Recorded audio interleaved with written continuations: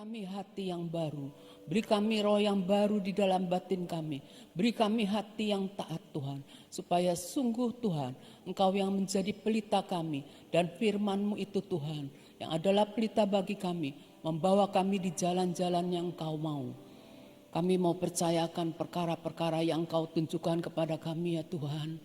Kami mau menguatkan hati kami lebih dan lebih lagi Tuhan, dalam menghadapi akan hari-hari di muka kami, tahun yang baru ini, tahun kegenapan daripada janji dan firman-Mu Tuhan. Biar nama Tuhan dipermuliakan dan kami bersuka cita oleh karena Engkau melakukan perkara-perkara yang besar. Terima kasih Bapa, kami mengucap syukur dalam nama Tuhan Yesus. Amin. Shalom saudara-saudara, kita bertemu lagi. Saya akan share tentang hati ya. Tentang hati. Kita tahu di dalam Matius 13 ayat 23. Matius 13 ayat 23 kan bilang begini. Yang ditaburkan di tanah yang baik ialah orang yang mendengar firman itu dan mengerti. Dan karena itu ia berbuah. Ada yang 100 kali lipat, ada yang 60 kali lipat, ada yang 30 kali lipat. Nah kita lihat bahwa di dalam apa yang ditaburkan ini benihnya sama. Firmannya sama. Nah, yang membedakan apa? Ada yang berbuah 100 kali, ada yang 60 kali, ada yang 30 kali. Yang membedakan itu adalah tanahnya. Keadaan tanah itu, kondisi tanah yang berbeda-beda. Kita tahu kondisi tanah itu adalah hati kita. Kalau saya lihat di dalam, saya kan ada beberapa pot gitu ya, nanam. Saya lihat ini dalam satu pot aja tanahnya yang pinggir kering, yang tengah ada kerikil-kerikil sedikit. Nah, terus yang bagian dekat tanamannya itu basah, lunak gitu tuh ya. Nah, satu pot aja macam-macam. Kita tahu kondisi hati kita ya. Problem di hati kita itu juga seperti yang tanah di dalam pot. Jadi ada yang kadang-kadang ada keras gitu. Ada yang masih ada tumbuh tanaman kecil yang gak ada gunanya gitu ya. Nah, itu kondisi hati kita. Seperti itu. Nah, kita harus menjaga benar-benar. Ketika kita ini diperhadapkan dengan ujian panas. Kalau di Kisah Para Rasul kan ada gini. Waktu Paulus terdampar gitu ya, ada mau bakar-bakar, mau memanaskan gitu ya, bikin pemanasan itu dia bakar kayu-kayu. Begitu apinya panas, itu keluarlah ular gitu ya, keluar ular gitu karena panas. Nah, begitu juga kita, kondisi hati kita. Sebenarnya yang ada hal-hal yang tersembunyi sejak lama. Tidak keluar ketika biasa-biasa aja. Tetapi ketika suatu saat kita menghadapi hal-hal yang unik gitu ya. Yang ini udah gak tahan ya. Akhirnya ngebludak, kalau saya bilang ngebludak keluar juga gitu tuh. Yang tersembunyi di dalam diri kita nih keluar juga gitu. Karena panas, karena sudah gak tahan ya. Keluarnya dari mana? Dari mulut kita. Mulut kita, keluar kita keluhan kita. Seperti kita tahu Ayub berbulan-bulan dia mengalami hal yang tidak enak. Nah, Ayub waktu mengalami yang tidak enak pertama nggak apa-apa. Terus lama-lama akhirnya keluar juga keluhannya, keluar juga gitu si Ayub. Nah, kalau kita lihat lagi Petrus itu kalau lagi tenang-tenang biasa aja, dia benar-benar menggebu-gebu sama Tuhan. Dia ngomong, Tuhan, Yesus ngomong, kamu akan menyangkal aku 3 kali. Tapi Petrus bilang, enggak, aku tidak akan menyangkal. Tuhan yang ngomong, dia nyangkali apa yang Tuhan katakan. Dia tidak menyadari apa yang ada di dalam hatinya. Apa yang ada di dalam hatinya. Yang saya dapat dari hal ini seperti ini, saudara. Ketika kita menemukan perkataan, bukan menemukan, mendengar satu perkataan yang kira-kira nemplak di dalam hati kita, walaupun tidak nampak dalam kehidupan kita, tidak ngerasa. Coba saudara renungkan di rumah, benar gak ya tadi orang itu ngomong keadaan saya tuh seperti itu. Terus langsung saudara menyadari, iya Tuhan ampuni saya kalau memang benar ada di hati kita. Kita harus ngakui supaya kita belajar menjaga hati.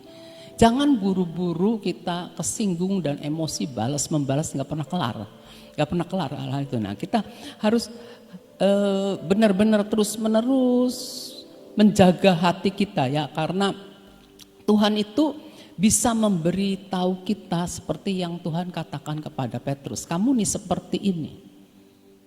Nah, siapa wakil Tuhan di muka bumi ini? Pemimpin kita, orang tua kita, bisa juga teman kita. Jadi ketika kita diberitahu, kita koreksi diri, introspeksi hati kita ya. Nah, jangan sampai kita ngalamin dulu, iya ya tadi orang itu ngomong, saya tuh seperti itu, iya ya kenapa saya tadi nggak mau hati-hati.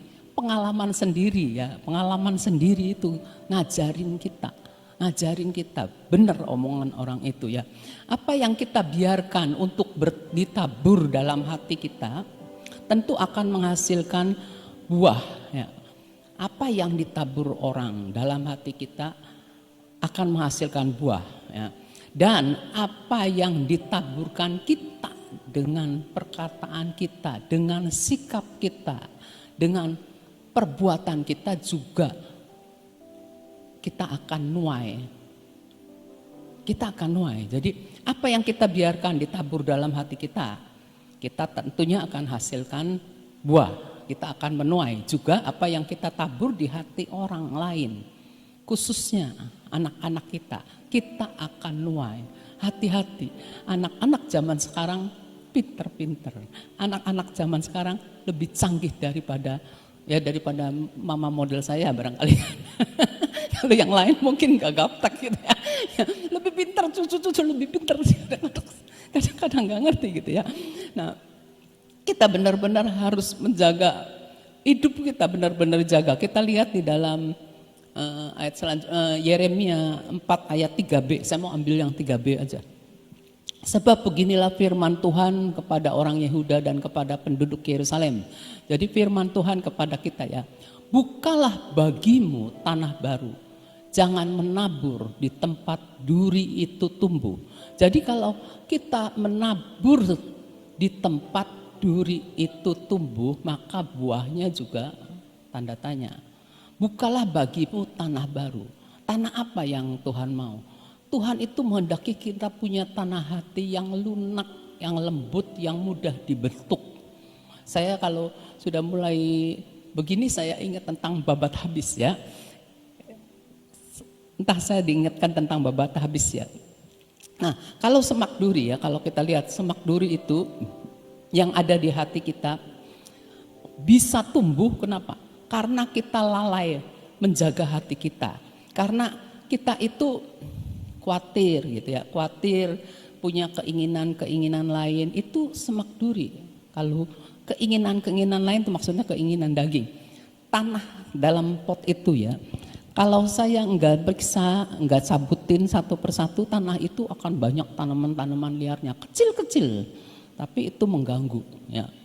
Jadi harus dicabut. Begitu juga kita harus jaga tanah hati kita ya, supaya jangan sampai hati kita ini mengerasnya.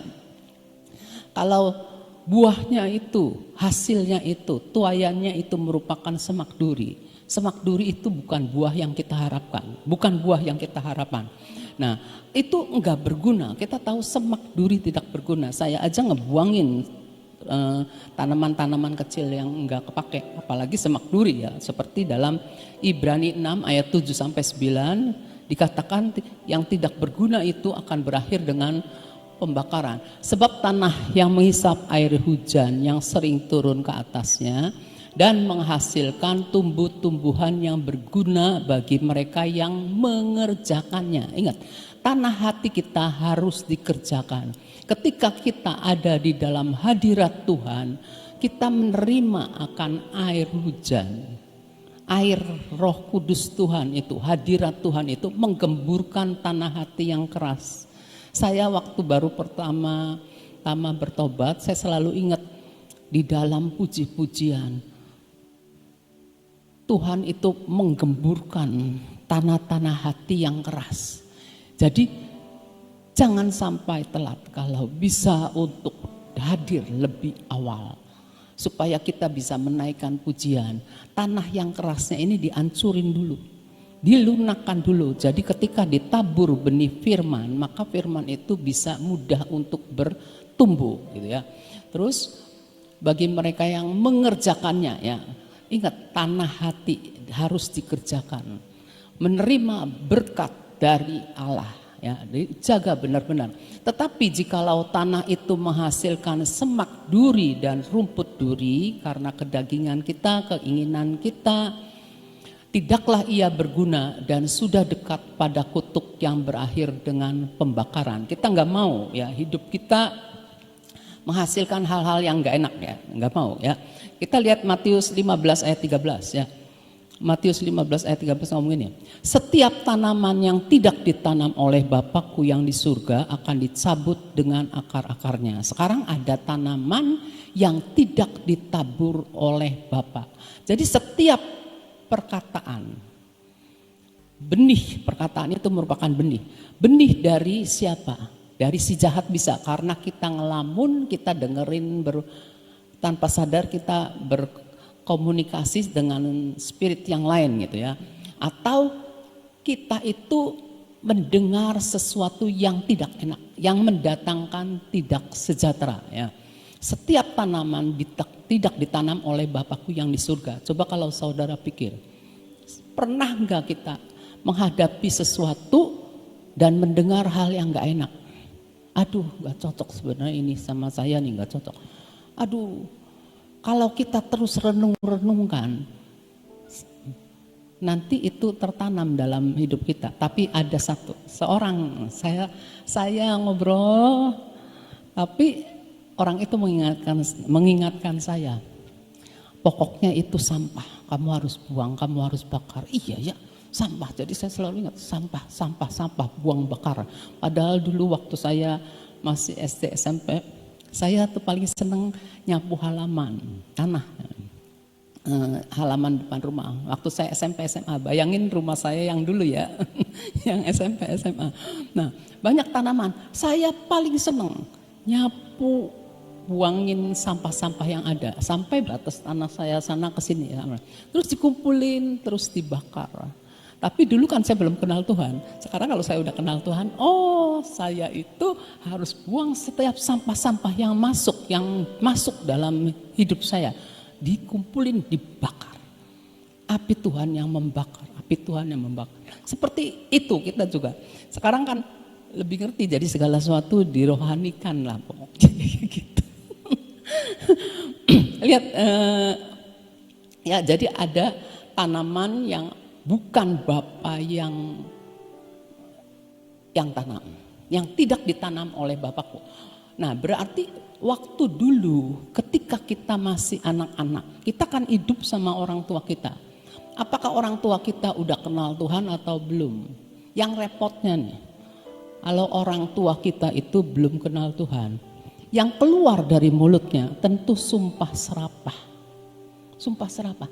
Masuklah ke telinga kita yang masih kecil, masih remaja. Anak kecil itu tuh ingat baik apa sih?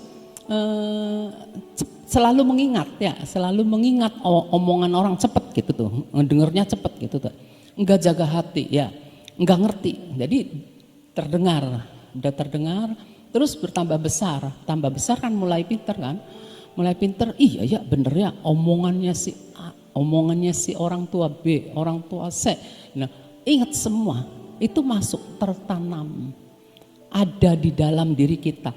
Tambah lama kita tambah umur, benih yang ditanam zaman kita kecil itu tambah besar dan jadi pohon.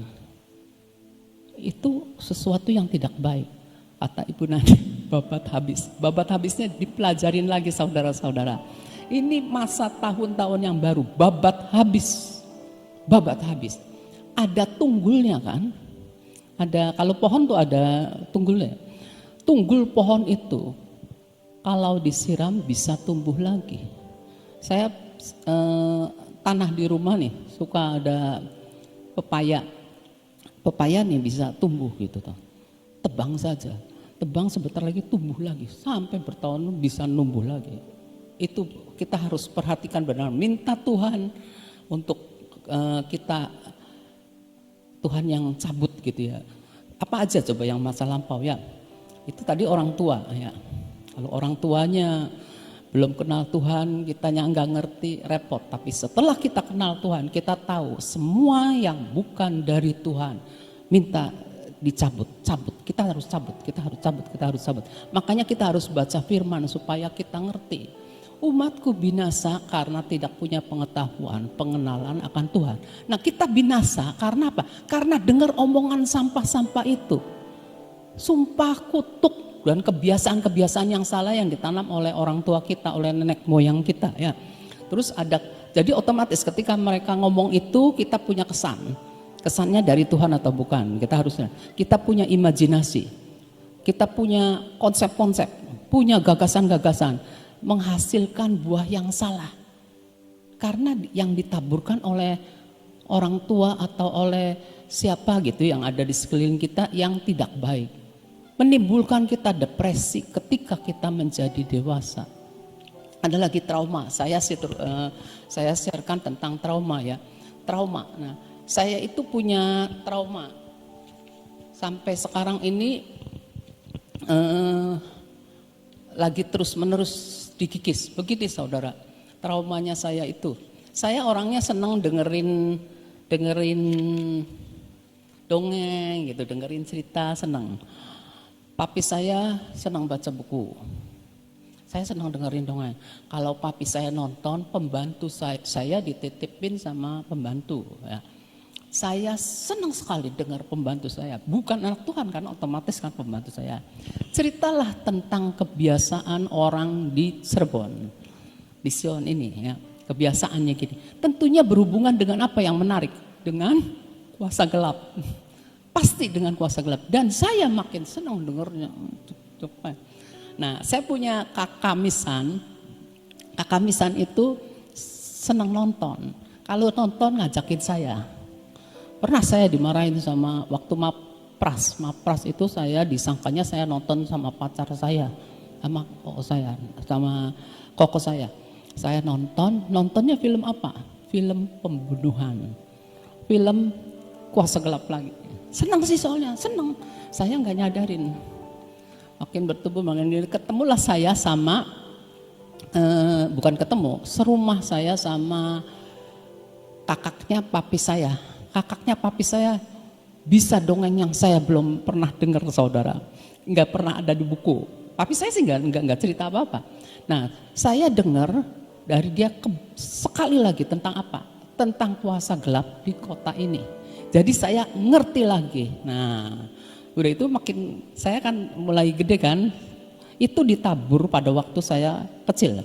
Ketika saya udah mulai gede 20 SMA maksudnya.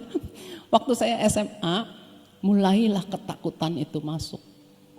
Mandi. Di rumah kan ada beberapa keluarga. Mandi pun saya panggil saudara saya, suruh tungguin di depan pintu. Itu saya tutup, tungguin. Jadi kalau saya teriak ya itu. Karena apa? Karena saya diceritakan banyak hal. Banyak hal tentang ini, tentang itu. Kalau malam juga seperti itu. Dan itu masih ada dalam hidup saya yang saya harus dengan berani gitu ya. Sekarang sudah lumayan saudara. Saya dari atas ke bawah saya udah berani, cuma belum berani dari atas ke depan, belum berani. Masih ke bawah ke dapur saya berani, walaupun ada cerita tentang dapur gitu ya. Saya berani. Kan udah puji Tuhan luar biasa, sudah ada perubahan terjadi ya. Nah, hal-hal yang lama, cerita-cerita yang lama itu bisa menimbulkan ikatan. ikatan buat kita karena nempel tuh ya, menempel gitu ya. Terus bisa menimbulkan kesombongan, apalagi kalau orang tua membanggakan apa yang ada dalam kehidupannya, itu menimbulkan kesombongan setelah kita dewasa gitu ya, setelah kita dewasa. Tapi saya salah juga saudara, saya juga membuat kesalahan karena saya mikir nanti sombong, saya juga tidak ya, sangat jarang, sedikit sekali ya memuji anak-anak saya. Salah juga, serba salah jadi karena kurang pengetahuan, serba salah. Jadi saya jarang memuji anak saya karena saya pikir nanti sombong, padahal sih tetap aja sombong sih, bisa aja itu bawaannya. Terus karena cerita-cerita dari orang tua kita bisa membenci tipe-tipe orang tertentu, bisa itu karena kelakuan yang ditabur oleh orang tua, orang yang ada di sekeliling kita, kita bisa dibuat keras kepala batu, istilahnya ada kepala aja batu ya, keras kepala batu katanya, istilah orang tua tuh, dasar kepala batu katanya. Nah, kita tahu hal-hal itu, jadi kita harus tebang karena itu akan mengganggu kita di dalam kita bertumbuh secara rohani. Itu harus ditebang, harus dibabat habis ya, babat habis. Jangan ada yang tersisa. Jadi kita harus merenungkan hidup kita yang lama, yang tidak baik, yang tidak sesuai sama firman harus kita buang. Kita harus sadari, kita akui di hadapan Tuhan dan minta Tuhan cabut sampai ke akar-akarnya. Matius 3 ayat 10. Nah ini ayatnya nih. Kapak sudah tersedia pada akar pohon, dan setiap pohon yang tidak menghasilkan buah yang baik pasti ditebang dan dibuang ke dalam api. Suatu saat kita lagi doa bersama, ada penglihatan kapak di bawah pohon. Ada penglihatan kapak di bawah pohon. Teman saya yang satu bilang gini, lah jadi apa ya? Dia ketakutan. Saya ambil ayat ini.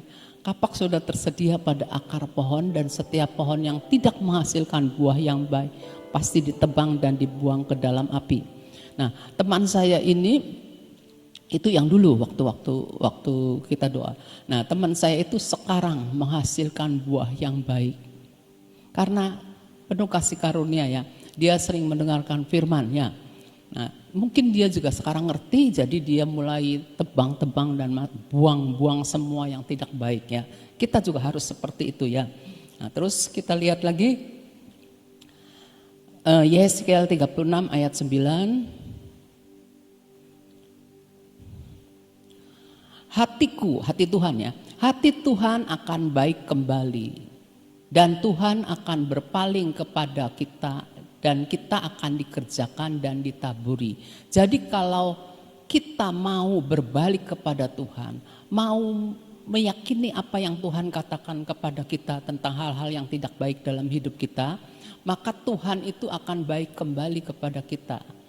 Dan Tuhan akan berpaling kepada kita. Oh, kamu sudah bertobat, jadi ya sudah, Tuhan akan kerjakan lebih lagi dan mentaburi kita dengan perkara-perkara yang baik. Kita akan terus menerus diberikan air hujannya, mengalami hadiratnya, dan tanah kita yang tadinya kering, gersang, tidak bisa ditanami, mulai bisa ditanami, tidak lagi keras. Ya. Jangan pernah mengeraskan hati ya, jangan pernah mengeraskan hati ya. Tuhan ingin agar tanah hati kita ini bisa dikerjakan, diolah, ditaburi. Yeskiel 36 ayat 34-35. Tanah yang sudah lama tinggal tandus akan dikerjakan kembali, supaya jangan lagi tetap tandus di hadapan semua orang yang lintas daripadamu. Ya. Terus sebaliknya mereka akan berkata, tanah ini yang sudah lama tinggal tandus menjadi seperti Taman Eden. Tuhan sanggup membuat hati kita jadi seperti Taman Eden. Dan kota-kota yang sudah runtuh, sunyi, sepi dan musnah sekarang didiami dan menjadi kubu. Nah, saya kalau secara jasmani untuk hal ini, saya sering memperkatakan ketika kita doling ya. Kalau kita doling kan sering ada rumahnya, bukan rumah, tanah-tanah yang tidak dihuni. Tanah-tanah yang pemiliknya ada, tapi pemiliknya mungkin invest atau apa, tidak dipakai gitu ya.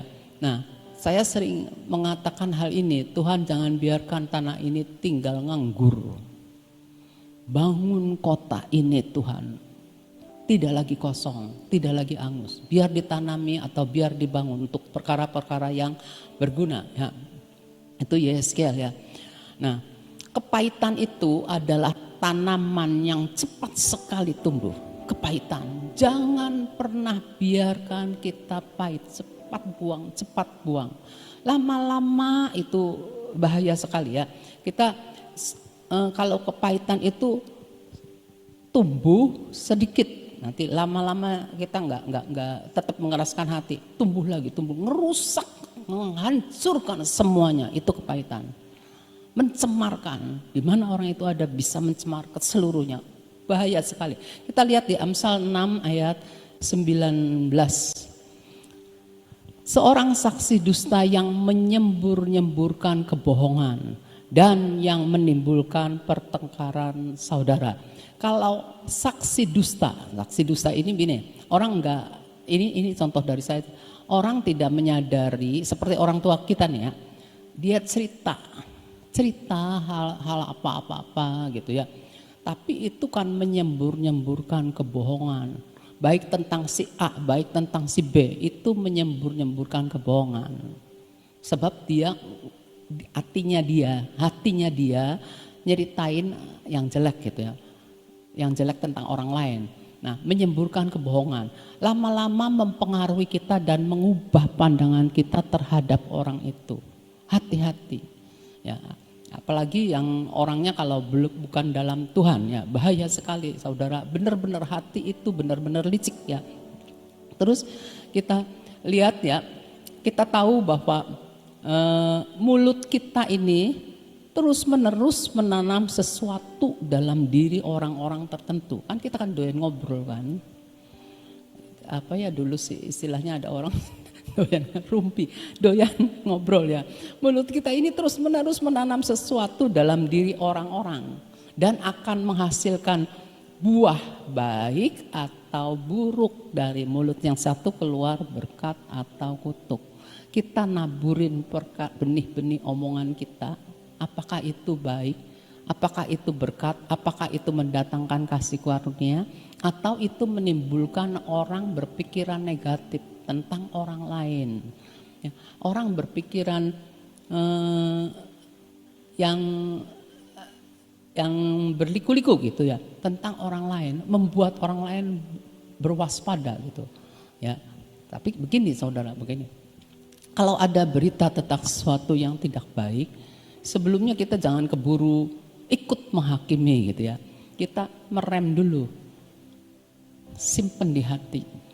Simpen di hati, nanti kita bawa dalam doa. Benar enggak seperti itu Tuhan? Tolong Tuhan gitu ya. Supaya kita jangan cepat terpengaruh, ya. Coba kita belajar kita lihat di Ibrani 12 ayat 15 ayat terakhir ya. Jagalah supaya jangan ada seorang pun menjauhkan diri dari kasih karunia Allah. Ya, dari kasih karunia Allah. Ya, kasih karunia ya, Tuhan berikan kepada kita. Setiap anak-anak Tuhan itu diberi kasih karunia. Agar jangan tumbuh akar yang pahit. Jadi kapanpun juga kita masih bisa mendekat kepada Tuhan. Tata kasih karunia, memohonkan pertolongan Tuhan. Nanti akan datang waktunya Tuhan tolong kita kalau kita datangnya kepada alamat yang benar, yaitu Tuhan kita. Karena Tuhan kita ini penuh kasih karunia dan Dia tidak pernah menolak kita. Agar jangan tumbuh akar yang pahit, yang menimbulkan kerusuhan dan yang mencemarkan banyak orang. Jadi benar-benar jaga hati kita ya. Sekarang kita belajar untuk senantiasa datang di hadirat Tuhan agar Tuhan menggemburkan tanah hati kita. Hadirat Tuhan itu sanggup menggemburkan tanah hati kita. Kenapa? Karena di dalam hadirat Tuhan kita bisa istilahnya hati sekeras apapun tanpa kita sadari kita bisa mengeluarkan air mata kepedihan, air mata kekecewaan, dan air mata kemarahan yang tersimpan. Kita butuh hadirat Tuhan. Tanpa hadirat Tuhan kita tidak mampu menghadapi hari-hari di tahun 2022 ini. Itu aja yang bisa saya bagi. Terima kasih. Saya tambahin sedikit bagaimana caranya kita ini bisa memilah-milah ya. Ini apa yang kita dengar, apa yang kita lihat itu selalu semuanya itu masuk ke dalam hati kita ya. Lalu setelah di hati kita lalu diolah sedemikian rupa, kalau misalnya ada sakit hati, ada perkara yang tidak baik masuk dalam hidup kita, dari telinga masuk ke hati. Nah, lalu dari hati ini diolah.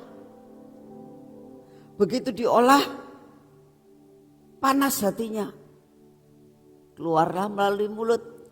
Jadi apa yang sudah masuk, kita masuk ke sini, bisa keluar lagi. Nah, bagaimana caranya supaya kita itu mengatasi dalam tahun ini, yaitu minta kepada Tuhan. Kasih karunia, tadi dibicara tentang kasih karunia. Minta kepada Tuhan karena gini, setiap panca indera kita itu punya pintu. Mata ini punya pintu, telinga punya pintu, mulut punya pintu, ya, hati pun punya pintu. Jadi caranya harus minta penjaga pada pintu-pintu yang terbuka. Mata kita minta dijaga ya, pintunya supaya dijaga. Telinga kita, bibir mulut kita, hati kita itu minta dijaga. Dijaga sama siapa? Sama Roh Kudus. Roh Kudus akan menjadi penolong. Kasih karunia yang Tuhan berikan buat saudara dan saya itu bentuknya Roh Kudus. Ya. Roh Kuduslah yang akan menolong sampai pintunya ini ditutup. Pada saat orang mendengar, telinga ditutup pintunya sama Roh Kudus. Sehingga kita bisa mendengarnya tidak jelas, ya, tidak mau mendengar sesuatu. Karena apa yang kita lihat, apa yang kita dengar itu masuk dalam diri kita. Ya. Tadi malam saya bicara sama Sofi sama Freddy tentang masa zaman sekarang ini. Ya. Dia bilang, Mama udah dengar belum adanya sekarang ini nanti akan adanya suatu kesatuan dalam hal perdagangan dan sebagainya. Yang namanya nanti tidak usah pakai uang dan sebagainya. Lalu cerita-cerita terus Freddy itu nyetel kayak video klip gitu loh. Tentang bagaimana orang ini seperti permainan Roblox. Tapi seperti nanti bakalnya kejadian seperti itu. Misalnya contoh orang itu mengatakan begini. Saya ingin membeli sesuatu di daerah Jakarta, kayak gitu. Sekarang saya cari tanah di Jakarta, terus saya beli. Itu benar-benar beli seperti kita kalau ke Tokopedia gitu. Saya bilang edan ya, saya bilang gitu. Nah itu tuh beli begitu tuh pakai duit pakai duit. Pakai duitnya bagaimana? Ya pakai rekening kita.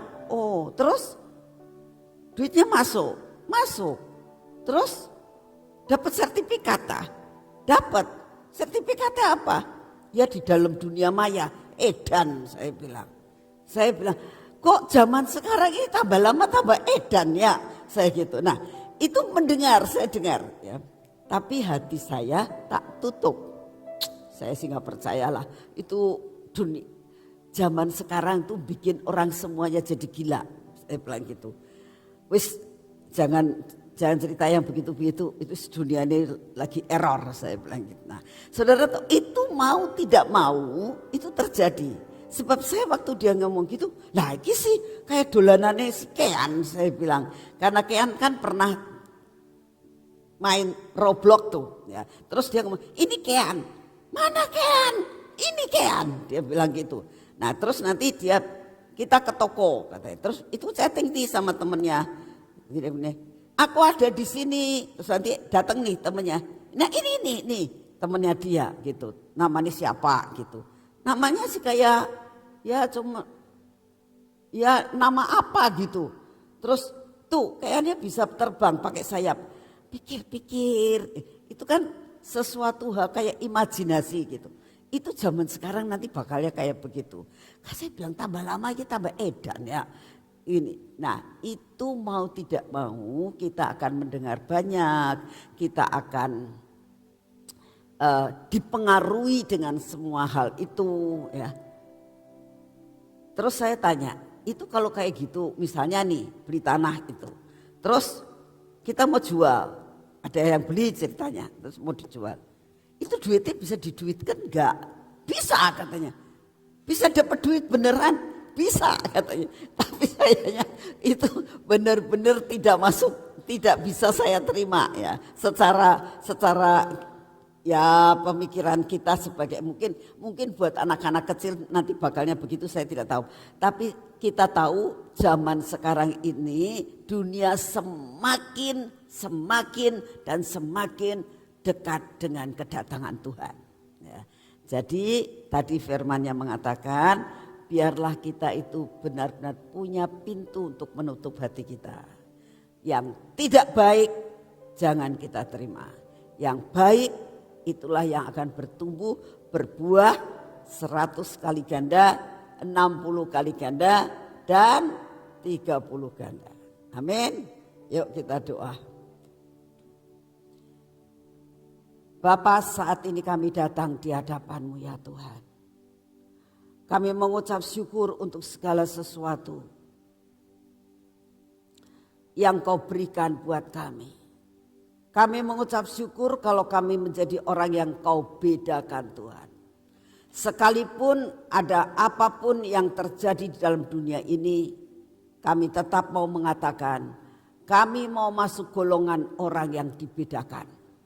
Sehingga apapun yang terjadi di dunia ini Tuhan, hati kami Kau berikan pintu dan dijaga oleh Roh Kudus.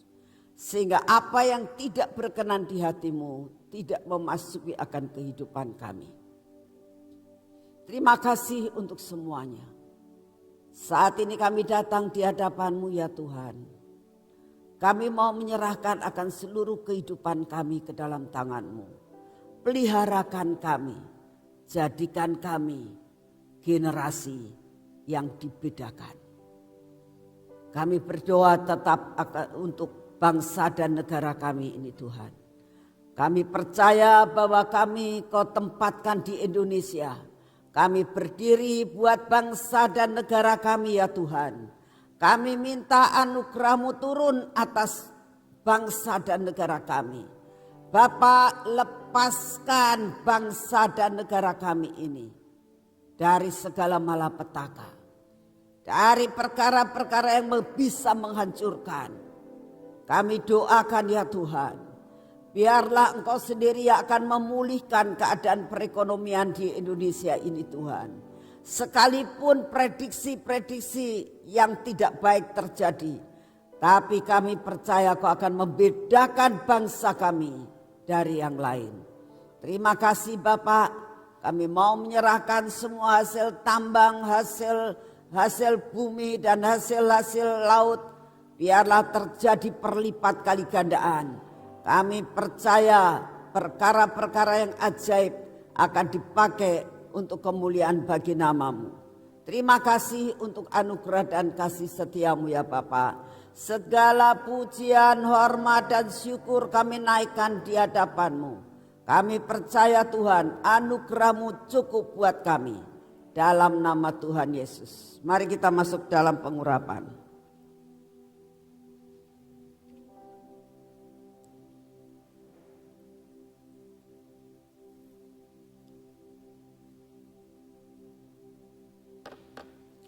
Dalam nama Tuhan Yesus, biarlah Kau berikan kepada kami penunggu yang luar biasa di dalam kehidupan kami. Sehingga mata kami Tuhan, telinga kami Tuhan, dan bibir mulut kami, serta hati kami dijagai oleh kuasa Roh Kudus. Berkati akan kami Tuhan supaya tegar tengkuk kami dipatahkan, dicabut sampai ke akar-akarnya. Tangan kami ini Tuhan, kami olesi minyak karena kami tahu tanpa Engkau kami tidak bisa berbuat apa-apa. Biarlah kami melakukan semua pekerjaan hari ini bersama dengan Engkau ya Tuhan. Dan biarlah kaki kami pun berjalan dalam jalan yang sudah Engkau tentukan. Bawa kami terbang tinggi, mencapai destiny kami. Dalam menjalani akan kehidupan tahun 2022, ada kemuliaan Tuhan yang memimpin hidup kami. Di dalam nama Tuhan Yesus. Amin. Selamat pagi, Tuhan memberkati saudara semuanya.